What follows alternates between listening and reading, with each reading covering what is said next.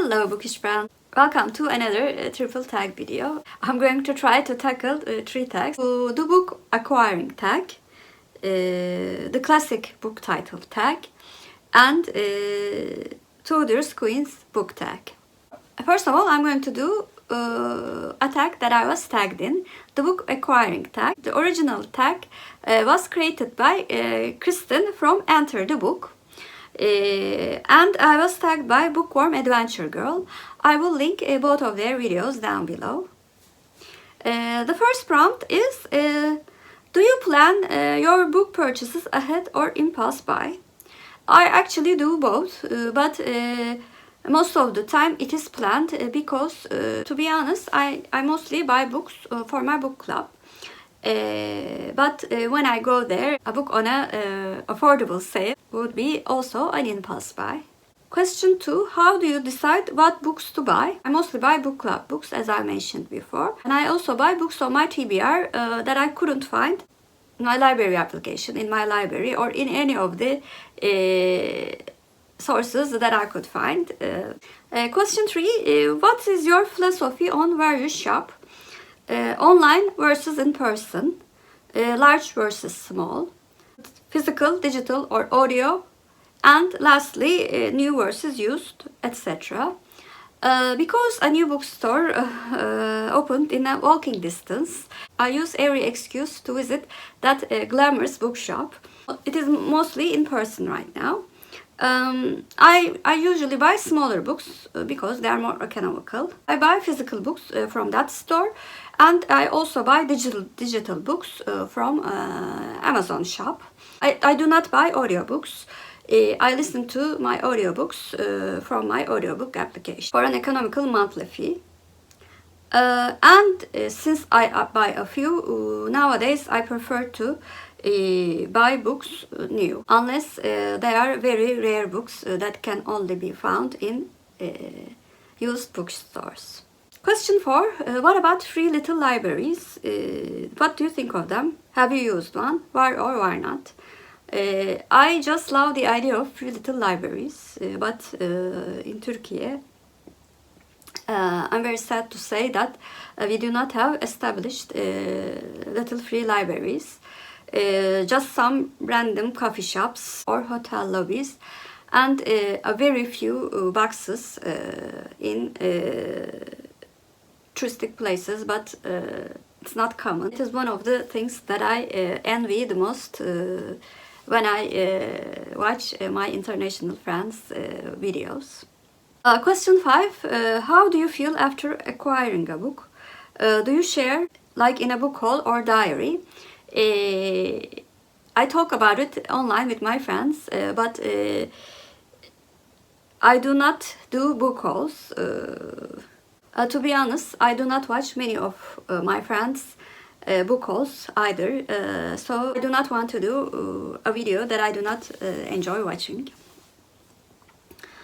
Question 6. How do you feel looking at your books that haven't been read? Does it matter if it's currently a lot or little amount? I do not have so many that I bought, but right now there are many that my aunt lent me to later donate in a charity box for libraries. The amount is getting a bit annoying in the last couple of months actually. Question 7. How do you decide what number of unread books is the right amount?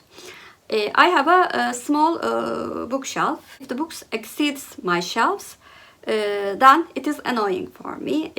I will put the picture of the bookshelf, and there are 2 shelves that are double placed. Those double places do really annoy me. Question 8. Do you have a TBR game or process for reading them? No, but I'm thinking of doing one for my 2023 TBR goals. Question 9. Do you have a book buying problem? If so, what is the nature of it? And can it be adjusted? No, I do not think that I have a book buying problem, thanks to my audiobook and ebook application, which I can read unlimited books for a very economical fee. Question 10 is tag 2 or 3 others to ponder their book buying process. I will do the tagging after I finish all of my 3 tags. And I just love the 11th prompt. Know that you are awesome just as you are. Being a book lover is amazing. I completely agree with that sentence. Thank you, Kristin, for reminding us that we are awesome. You are awesome too. And the second tag that I'm going to do is the classic book title. This tag was created by A Cup of Books with Ariel. And I saw this at AJ's channel and really liked the tag. I will link both of their videos down below. And the first question is A Tale of Two Cities. What 2 fictional cities or places would you have a hard time choosing between if you were told you would get to move there? I really had a hard time finding answers for this question actually, because it seems like I prefer books taking place in real places. But I could find 2 fictional towns, which are St. Mary's Mead and Blue Heron from Blue Heron series, of course. I thought it would be great to tag along with Miss Marple when she's solving mysteries. And maybe I would find a suitable partner, since the Blue Heron series is all about finding love. Question 2 is Lemis. What book made you miserable? Le cried, yelled or threw it across the room. I really had a lousy time while reading The Gunslinger by Stephen King. I was very confused and bored while reading the book, and it was a time that I did not prefer to DNF books. I think I was maybe not crying outside, but crying inside when I was reading this book. Question 3, Frankenstein. Who's your favorite villain who's maybe just misunderstood? My automatic answer for this question is Frankenstein, but I do not want to use the same book. Maybe the villain in Mistborn Era 1, maybe, I'm not really sure. I prefer books with really cruel villains. Question 4, Pride and Prejudice. Which characters from fiction make up your favorite romantic relationship?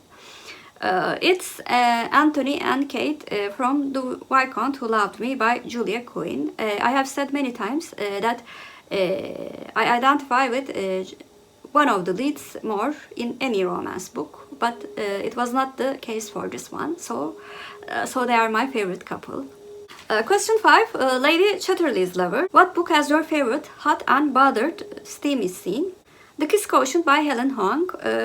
The male lead was very gentle with the condition of the female lead who had Asperger's syndrome when they were having sex, which was, I think, very romantic, so it was very suitable for making it a favorite romance book.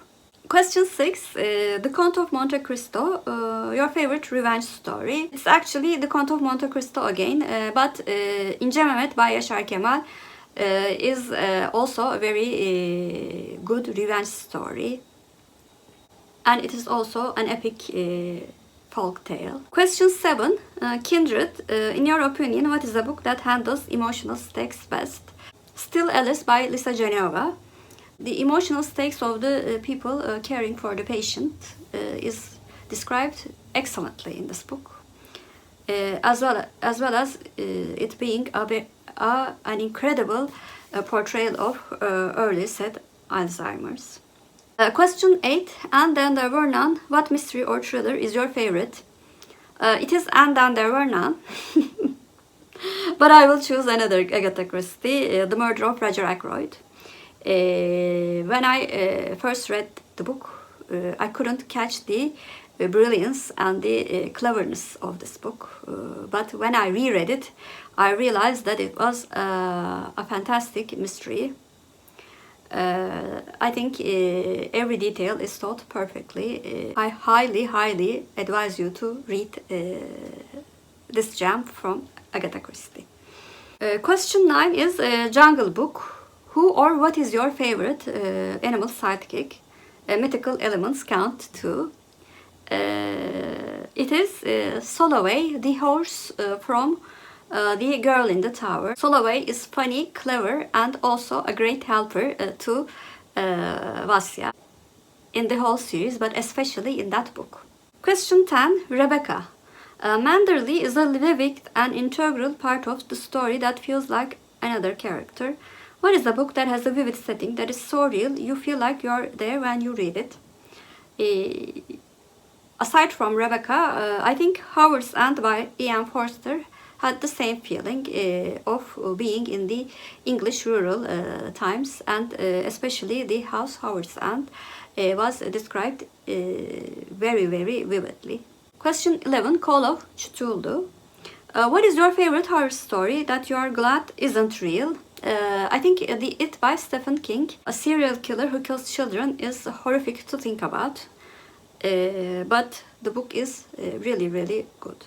And the last question is Fellowship of the Ring. Everyone needs friends to accompany their journey. Tag some folks to join you. As I've said before, I will tag booktubers after I did my third tag. The third and the last tag is Tudor's Queen book tag. This tag was originated by Emily at Novel Novels, and I was tagged by Emily. Thank you, Emily. I will link her video down below. Question 1 is Catherine of Aragon. A book that was your first true love. Emily will laugh a lot when I say this book, but I cannot change my first love. It is Pollyanna by Eleanor H. Porter.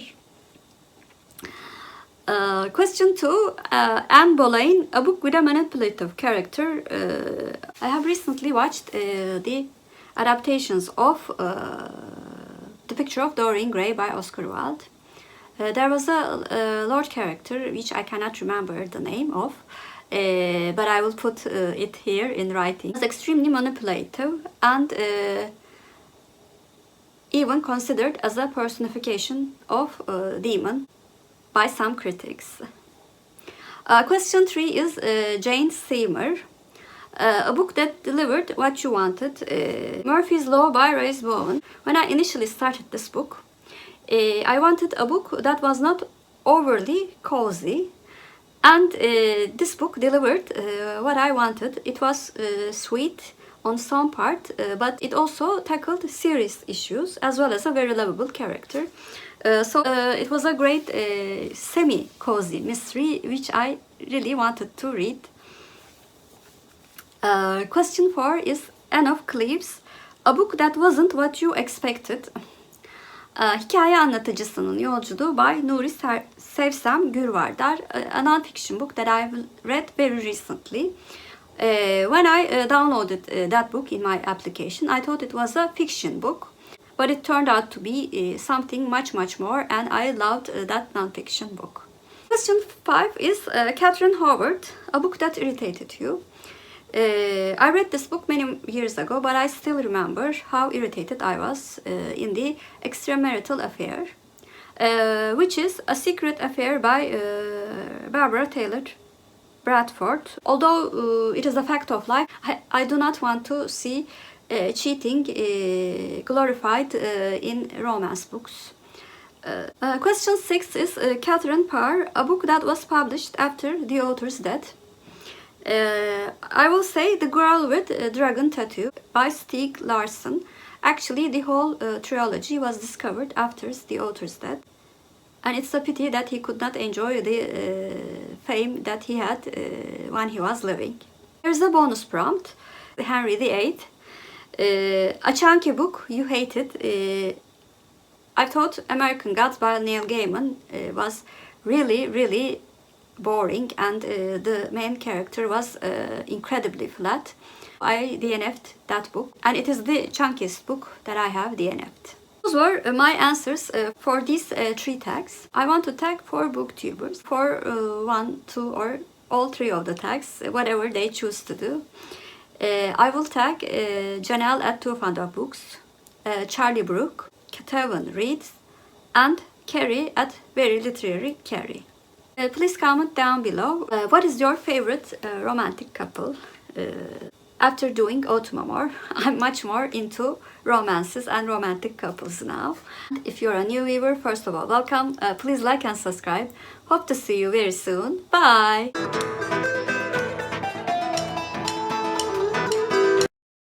As for Turkish word of the day, Since we talked about bookstores, I'm going to choose store. Store means dükkan in Turkish, and dükkan is our Turkish word of the day. Have a good day.